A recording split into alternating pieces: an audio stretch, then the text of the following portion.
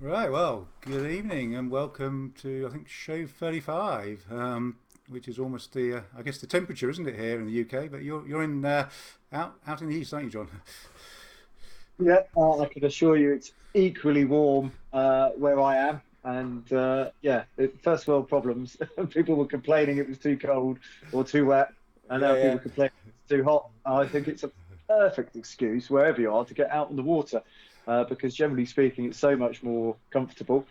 We went to Perth for the World Sailing World Championships in 2011, and when the sea breeze in, they actually call it the Doctor. I think because it just makes you feel better in those hot and sticky days. yes. So three stages, they're still sort of working, and I think we're now really far at the right, aren't we? And hopefully sticking to the I, right.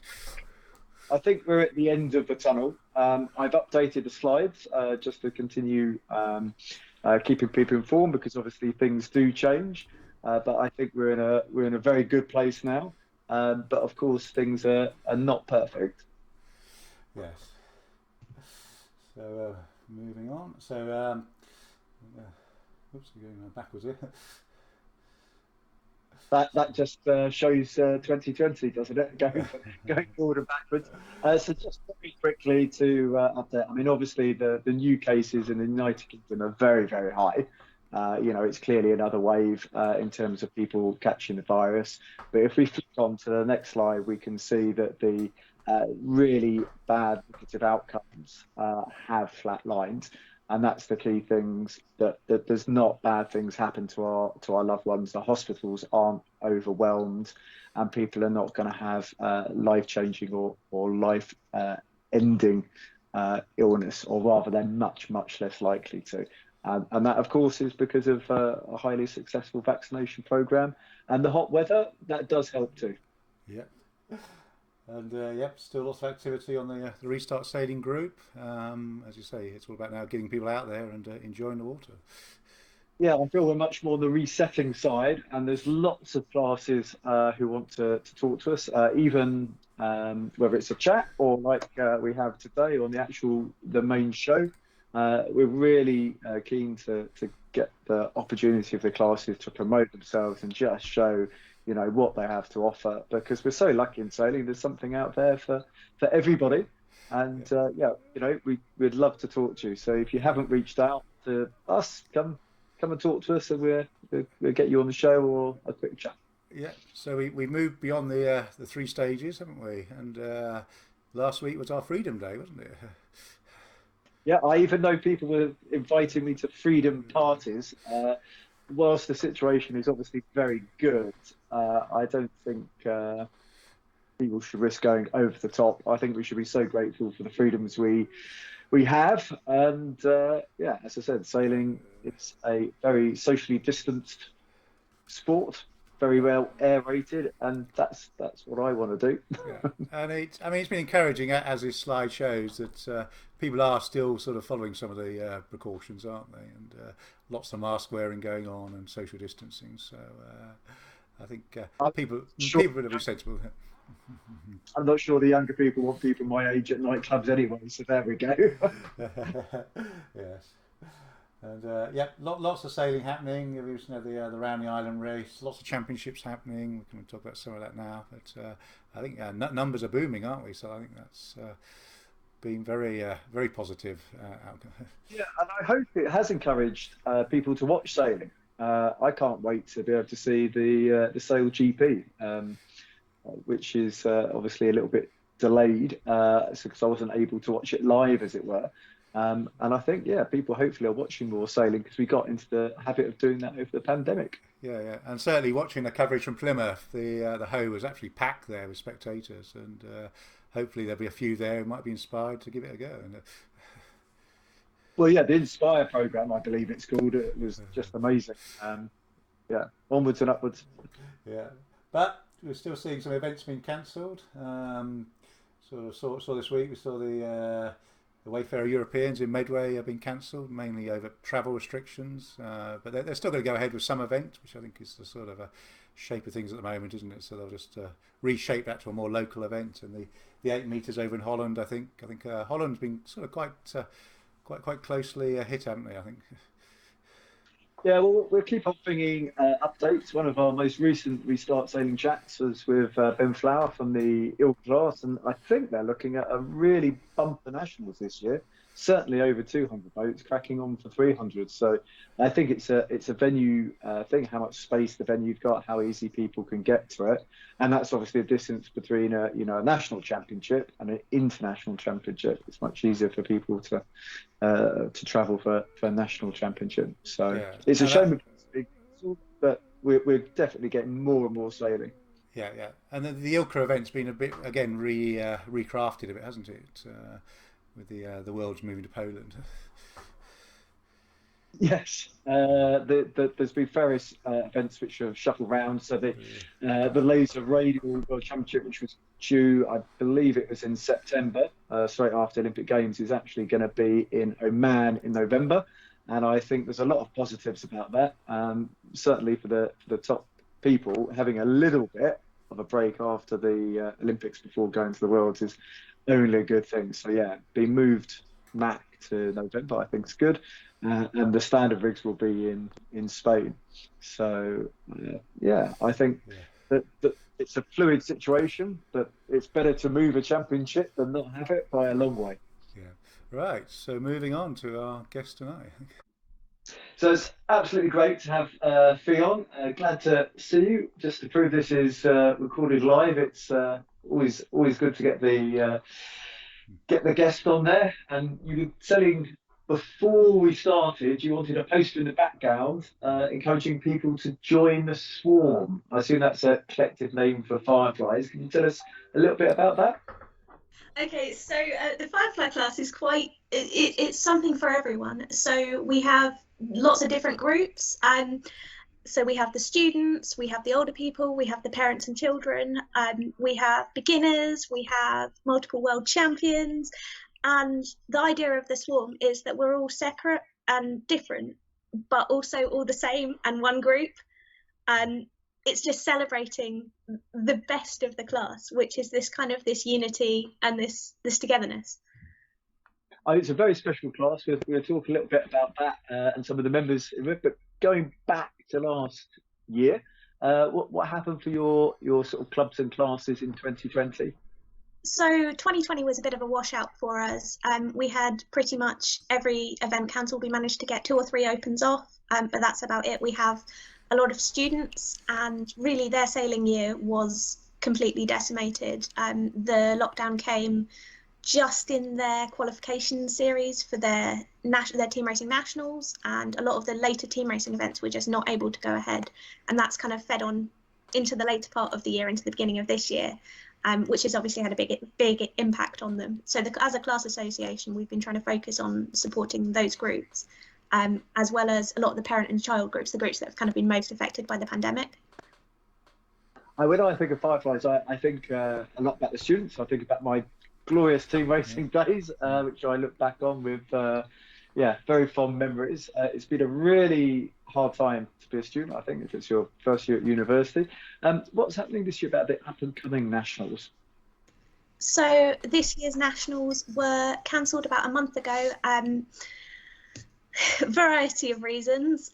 It's a very difficult call, but it was very much sort of forced rather than desired. I think it's ultimately it's the right call to make for us, for the venue, but it doesn't make it any easier.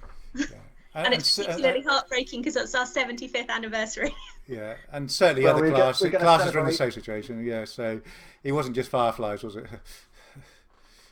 It wasn't just the Fireflies that were cancelled, but I think we are the biggest class that are cancelled.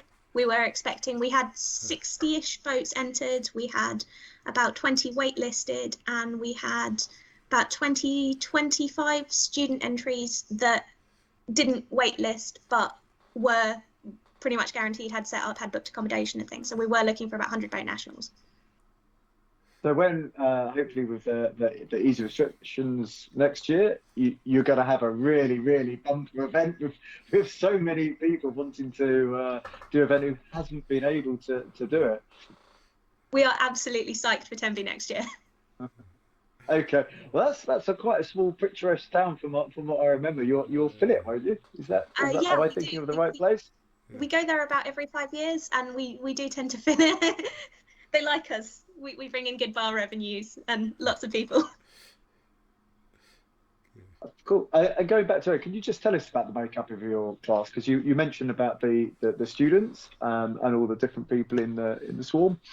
So our class is about 50% 16 to 34s. We've also got loads and loads of parent and child boats. It's really popular with people sailing with their kids.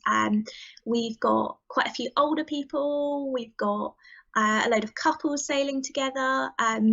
Yeah, we've got a really huge variation in our fleet. We've got loads of women. We've got, again, loads of young people. It is a really big, vibrant, and different fleet from a lot of others. What would you say the weight range is? Because it does seem to do quite well with having mixed pairs.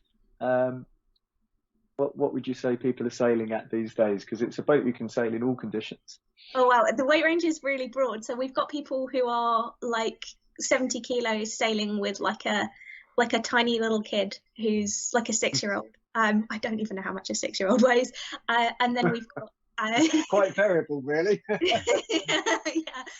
We've got teams that are 2 bigger blokes. We've got a few teams that are around about where my partner and I are. So I'm about 60 kilos and he's about 90. So we're 150. There's a few there in the younger end of the kind of grown up spectrum. Yeah, it is a huge variation. It does take a wide range of weights. And they're absolutely ballistic in strong winds when you've got a heavy crew on board. What would you say sort of now is the up and coming? Because obviously you've had the disappointment of the nationals, but there's what events are next on the calendar for the Firefly class? So we have an absolutely packed September. We go from West Kirby, which is one of our historic stomping grounds. It's the home of team racing. We have an open there.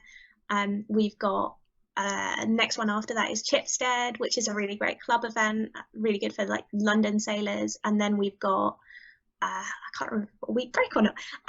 We've got the Delkey Open, which is Delkey has the fastest growing Firefly fleet in the country. They've got about 25 boats. They're doing fantastic things down there, getting people afloat, particularly parents and kids. And then we've got our inland championships at Rutland, which is going to be a massive one. Hopefully we'll have even fewer restrictions by that point. And then there's events at Spinnaker, there's events at Papercourt. We've just got a really packed autumn. Yeah, we're all going to Chichester Harbour Race Week in August on the same week as the cancelled nationals. We're joining in with them. We've got a class start. We've got 20 boats entered at the moment, I think. Perfect. I'm really glad to hear that. Good. Well, thanks ever so much. And I'm sure a lot of people watch this on YouTube as well in replay. And hopefully they can reach out to you if you're interested. Yeah. Simon seems to have gone very quickly with the with the slides there. We're doing slightly shorter shows, and I'm just trying to go through the various topics to help people put all the tools in the toolbox. And now the summer is definitely upon us, as we can tell by the 30+ degrees outside. It's traditionally it'll be beach body time, but we're looking just a little bit about fitness. And one of the things which is really important is to think about when you're going to the gym is to look at really good form. So this is my generation. This is Paul Goodison with his best friend, the squat rack at the time, for like a all or whole body muscle building exercise. And I think gyms are going to be also opening back up. And for people who get most of their fitness from sailing, it is worth doing gym work and other additional work so that you don't get any muscle imbalances. I've actually been used for a number of university research projects about what happens if you do lots of hiking over 20 years. So it's good to do some other normal fitness work, because if you think about it, some of the actions we do in sailing are quite different from normal everyday life options. So I think fitness, it's a really important part and it's not something that will necessarily win you a championships, but it could lose you a championships if you're not fit enough. So I think that's a very, very big topic. If we have the next slide, please. We've been doing lots of chats, and this is the Kestrel class, something that's a class I didn't know very much about. It was very interesting. This is for a lot of people, a similar boat to the Wayfarer, and bridging the gap between dinghy and keel boats. And I just want to say, if anyone wants to have a Restart Sailing chat, it's really good to talk to lots of clubs, lots of classes. We've mainly focused on the classes, but we're very happy to talk to the clubs. Normally the interview is just 5 minutes, very friendly chap to talk to, so I've heard. And we just like some accompanying video to go with it. So we try and put the highest quality video we possibly can.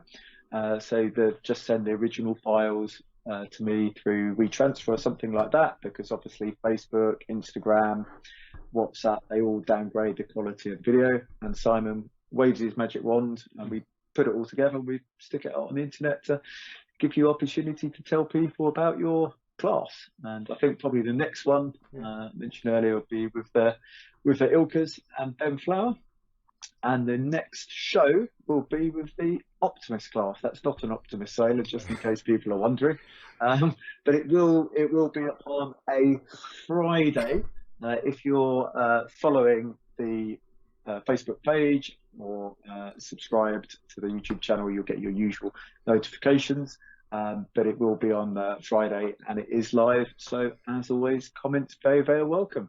So Fee, Simon, thank you ever so much for your time. Yeah, and good luck with the sailing.